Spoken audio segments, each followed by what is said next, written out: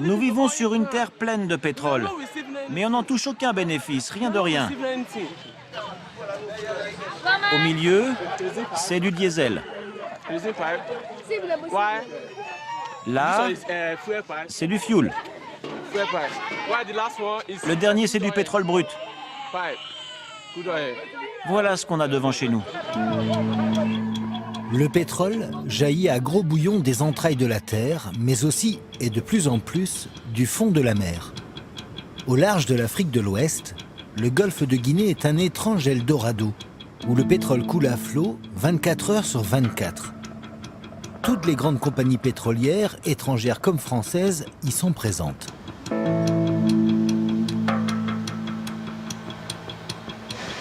C'est le sang du Nigeria, ça. Il est de cette qualité-là. Un pétrole de très grande qualité. Une manne financière colossale et donc à protéger. Car l'or noir est au centre de toutes les convoitises, de tous les enjeux, dans un golfe de Guinée qui n'a jamais été aussi dangereux. La principale menace de la région, c'est eux, les pirates du XXIe siècle. Combien d'attaques avez-vous fait l'année dernière? L'année dernière, j'ai fait au moins 15 attaques parce qu'on était en colère. Parfois, vous prenez aussi le bateau en otage pour obtenir de l'argent? Oui, quelquefois, quand on n'a plus d'argent, on détourne le bateau pour de l'argent. Un homme connaît ces pirates principalement nigérians mieux que personne pour les avoir rencontrés, Bertrand Monet. Ces 10 dernières années, il est allé là-bas plus de 20 fois au contact de ces hommes prêts à tout. La piraterie maritime dans le golfe de Guinée, c'est un sujet d'une actualité très précise aujourd'hui. Il y a de plus en plus de bateaux qui sont attaqués. Pourquoi? Parce que cette piraterie, elle vise essentiellement les bateaux qui travaillent pour l'industrie pétrolière. Ok. Merci. Attendu. Pas de me braquer, lui. Pas spécialement agréable. Les pirates que j'ai pu rencontrer dans le delta du Niger sont, entre guillemets, des professionnels. Ce ne sont pas, comme on peut le voir en Somalie, des pêcheurs pirates. C'est des gens qui sont aguerris, expérimentés, qui ont une capacité à utiliser la violence. Ils sont dans une logique assez jusqu'au boutiste. Mes cibles sont les stations de pompage, pipeline, les barges pétrolières, Nigerian Petroleum, Shell, Agip, Chevron. Ce sont mes cibles. Pourquoi? Pourquoi? Parce que ce sont eux qui créent le chaos dans le delta du Niger. Pourquoi dites-vous ça? Ils ne sont pas honnêtes. Ils ne nous donnent pas ce qui nous appartient. Aujourd'hui, la piraterie en mer est plus que jamais un enjeu majeur. Septembre 2016, le bâtiment de projection et commandement de la Marine nationale, le Dixmude, est en mission dans le golfe de Guinée, et ce n'est pas par hasard. Il est commandé par le capitaine de vaisseau Éric Lavaud. Défendre les intérêts de la France. J'ai pas besoin de vous faire un dessin, il y a énormément de compagnies françaises avec des Français dans ces compagnies, Bourbon, etc., Total. Faites-moi le dessin. Alors le golfe de Guinée produit 20% des importations pétrolières françaises. Donc avec des compagnies françaises dans cette zone-là. Et donc au sein de ces compagnies, des ressortissants français auxquels on a le devoir de porter assistance le cas échéant.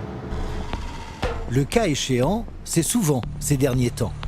Les sociétés Total, Bourbon, ce sont des installations offshore titanesques.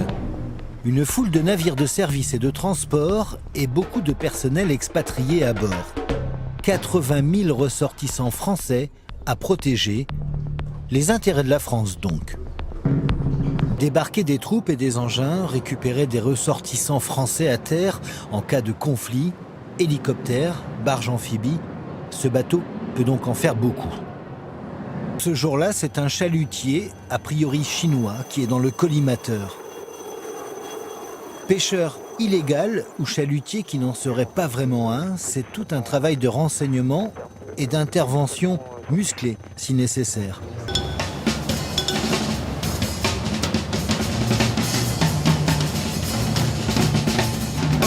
Tout va bien? Good. Avancez-vous les gars là. On se met au niveau du capitaine, allez. Combien de membres d'équipage vous avez à bord? 5 Chinois et le reste vient du Ghana, c'est ça? Ils sont 16. Ok. Soleil de Victor, visuel sur cargaison, poisson. Filet à l'arrière, l'équipage est rassemblé sur la plage arrière.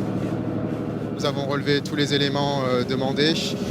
Demande conduite à tenir. Depuis 1990, la présence des forces armées françaises est quasi permanente dans ce golfe de Guinée de tous les dangers. Ça peut être la prise d'otage de l'équipage pour une demande de rançon, ça peut être le vol entier d'une cargaison de carburant qui représente des sommes phénoménales. Et donc ces deux phénomènes sont des phénomènes auxquels on est attentif. Ce qui est dit par ces pirates que j'ai pu rencontrer, j'ai pas rencontré tous les groupes qui font de la piraterie dans le Delta, j'en ai rencontré quelques-uns, tous parlent de lords. Les lords, c'est-à-dire les boss. Ces pirates ne sont finalement que des ouvriers de la piraterie. Les groupes que l'on peut observer sont des gens qui sont exploités pour leur capacité à utiliser de la violence, pour leur capacité à naviguer, à prendre des risques, à attaquer. Mais les boss de la piraterie maritime sont bien loin du Delta. Je n'ai jamais pu les observer. La piraterie maritime dans le golfe de Guinée, c'est une industrie, c'est une économie. Le problème est d'une telle ampleur que le sommet de Yaoundé en 2013 est consacré à l'insécurité croissante dans le golfe de Guinée. Il marque une volonté africaine de s'approprier la lutte contre les menaces maritimes. Les États restent souverains dans leur zone, mais les différentes armées doivent coordonner les efforts. La France soutient.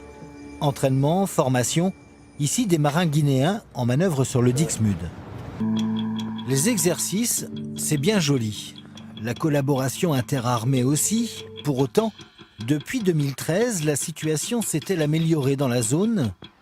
Les chiffres sont éloquents.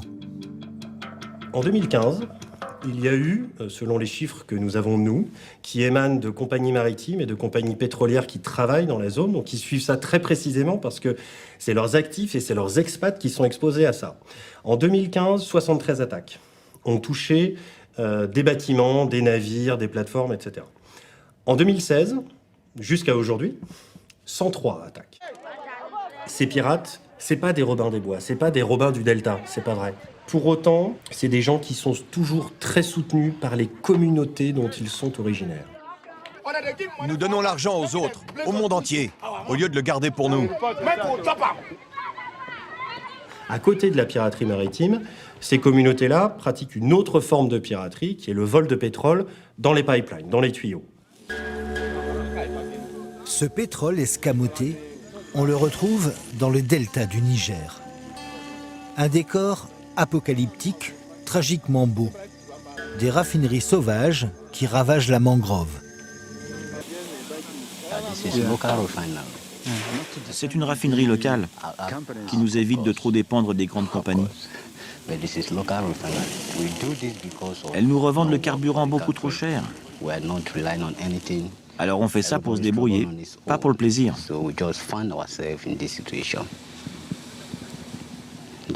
Chacun essaie de s'en sortir à sa manière. Une économie parallèle qui alimente les riverains. Difficile décidément d'évoquer les dangers du golfe de Guinée sans revenir aux racines du mal.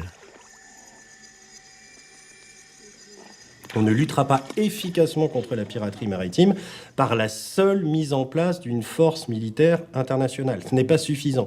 La lutte contre la piraterie maritime, elle doit être conduite dans les criques, dans le delta du Niger, à 20 km à l'intérieur du delta, au sein des communautés, non pas en développant des programmes sociaux, etc. C'est important, les ONG, tout ça, évidemment que c'est important, mais c'est pas suffisant. Ce qu'il faut, c'est développer économiquement une région d'où sont extraits 95% des revenus pétroliers du Nigeria.